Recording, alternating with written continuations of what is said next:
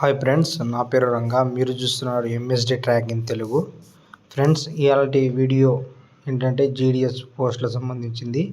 అంటే నోటిఫికేషన్లో ఎలాంటి ఇన్ఫర్మేషన్ ఉందో మీ అందరికి షేర్ చేయాలనుకుంటున్నా.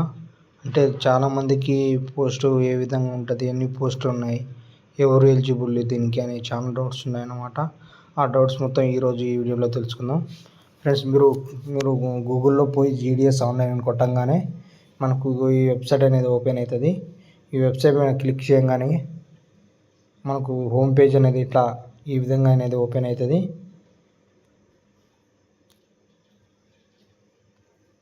హోమ్ పేజ్ ఈ విధంగా ఓపెన్ అయిన తర్వాత ఇక్కడ ఫస్ట్ ఆఫ్ ఆల్ మనం జీడిఎస్ అప్లై చేయాలంటే ఫస్ట్ రిజిస్ట్రేషన్ చేసుకోవాలి.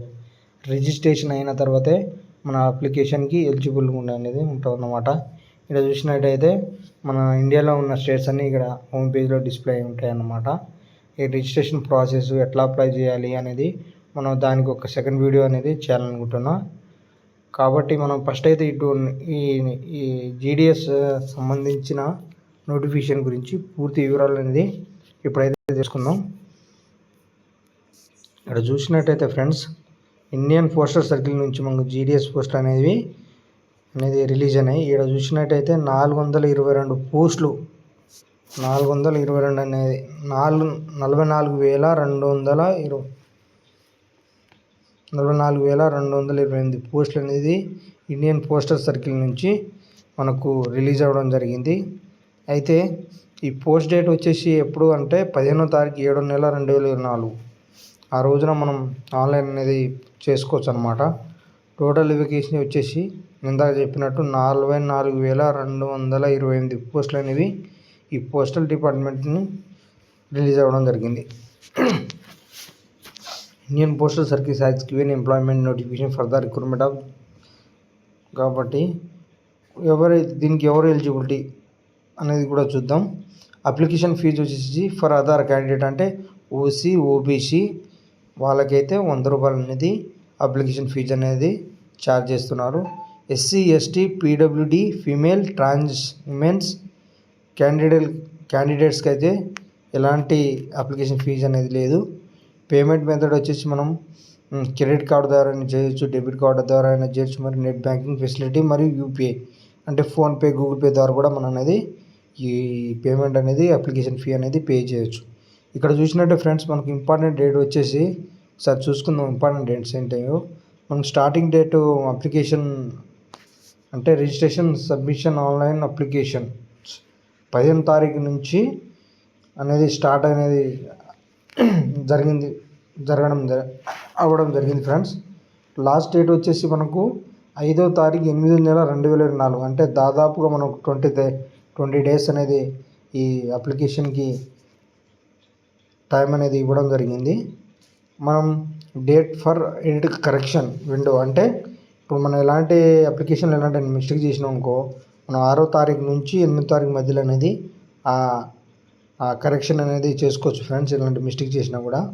తర్వాత ఇక్కడ మనకు ఏజ్ లిమిట్ వచ్చేసి అంటే రిలాక్సేషన్ అంటే ఏజ్ లిమిట్ అంటే ఎవరికి ఎంత ఏజ్ ఉన్న వాళ్ళు దీనికి ఎలిజిబిలిటీ అనేది ఇక్కడ చూసినట్టయితే మనం 5వ తారీఖు 8వ నెల 2024 వచ్చే నాటికి వచ్చేసి 18 సంవత్సరాలు నిండిన వారై ఉండాలి. మరియు అంటే మ్యాక్సిమం ఏజ్ లిమిట్ వచ్చేసి 40 సంవత్సరాలు లోపై ఉండాలి. ఇది ఏజ్ లిమిట్కి సంబంధించిన ఎలిజిబిలిటీ క్రైటీరియా. క్వాలిఫికేషన్ వచ్చేసి మనకు ఎంత అంటే 10th పాస్ అయిన వాళ్ళు ప్రతి ఒక్కరూ దీని పోస్ట్కి అనేది అప్లై చేసుకోవచ్చు అన్నమాట. ఈ విధంగా ఉంది ఫ్రెండ్స్. మరి ఏ స్టేట్కి ఎంత అంటే పోస్టులు ఉన్నాయో ఇప్పుడు మనం డీటెయిల్గా చూసుకుందాం. ఆంధ్రప్రదేశ్ వచ్చేసి 1355 పోస్టులు ఉన్నాయి. అస్సాం, బీహార్, ఛత్తీస్గఢ్, ఢిల్లీకి 22. ఈ విధంగా ప్రతి ఒక్క స్టేట్కి మధ్యప్రదేశ్, మహారాష్ట్ర, ఒడిశా, పంజాబ్, రాజస్థాన్, తమిళనాడు, తెలంగాణ ఈ విధంగా ఒక్కొక్క స్టేట్కి వచ్చేసి ఒక్కొక్క పోస్టులు అనేది ఉన్నాయి ఫ్రెండ్స్.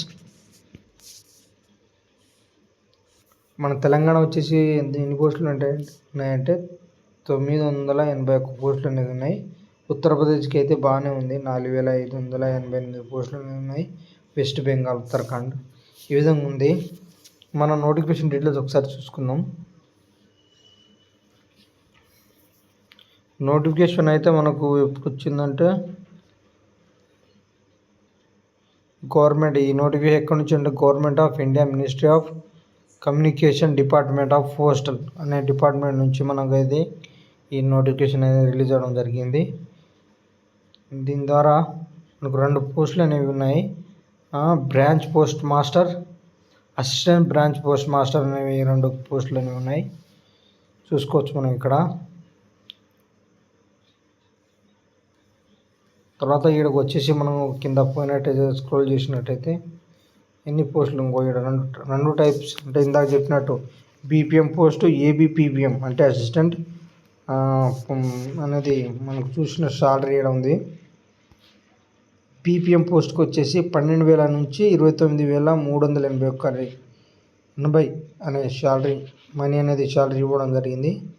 ఏబిపిఎం డార్క్ సర్వెక్స్ అనే పోస్ట్కి వచ్చేసి 10,000 నుండి 24,470 అనే సాలరీ ఇవ్వడం జరిగింది.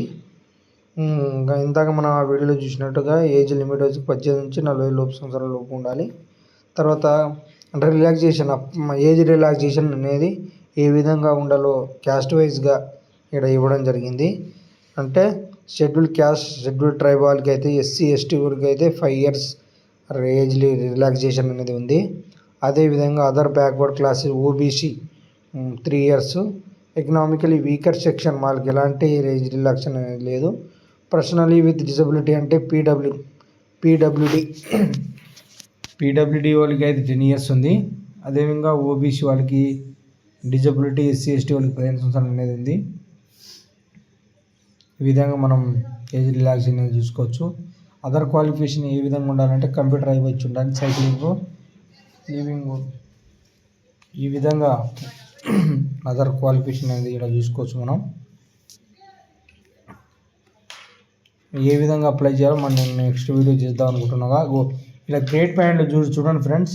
మన 10th క్లాస్లో A1 10 grade point 9.5 multiplication factor ఈ విధంగా ఉంది. A2 అంటే 9 points, B1 అంటే మన గ్రేడ్ ప్లస్ గ్రేడ్ పాయింట్స్ అంటే ఏ గ్రేడ్ A1 ఉన్న గ్రేడ్కి ఎన్ని పాయింట్స్, A2 గ్రేడ్కి ఎన్ని పాయింట్స్ అనేవి మనకు డీటెయిల్గా ఇవ్వడం జరిగింది. అదేవిధంగా రిజర్వేషన్ పరంగా ఒక స్టేట్కి ఏ విధంగా పోస్టులు ఉన్నాయో కూడా మనం ఇప్పుడు చూస్తాం ఫ్రెండ్స్.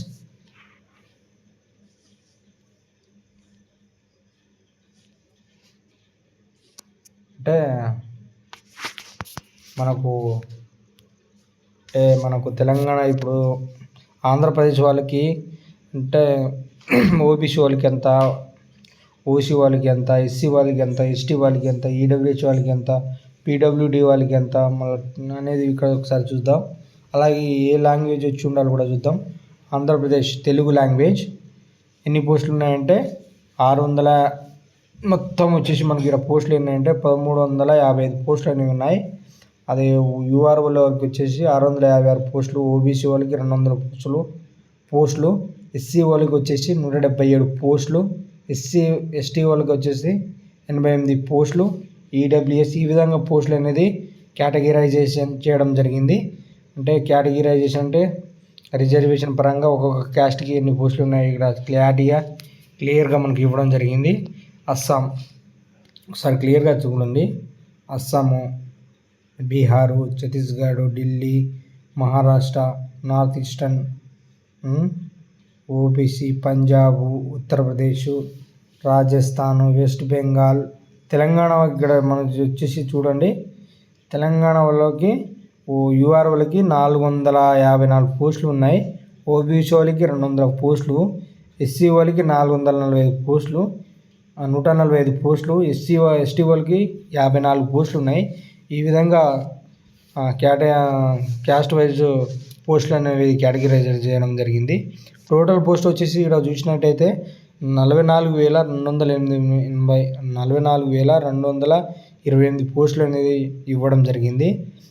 మళ్ళా అంటే ఎస్టీ వాళ్ళకి మొత్తం ఎన్ని పోస్టులు ఉన్నాయంటే ఆల్ ఓవర్ ఇండియా వైజ్గా ఎన్ని పోస్టులు ఉన్నాయి ఇక్కడ చూడొచ్చు. ఆల్ ఓవర్ ఇండియా వైజ్గా మనకు 4892 పోస్టులు ఉన్నాయి. అదేవిధంగా మనం ఇక్కడ కూడా చూసుకోవచ్చు పీడబ్ల్యూఎస్ వాళ్ళకి, ఓబీసీ వాళ్ళకి ఆల్ ఇండియా వైజ్గా ఎన్ని ఉన్నాయో కూడా చూసుకోవచ్చు.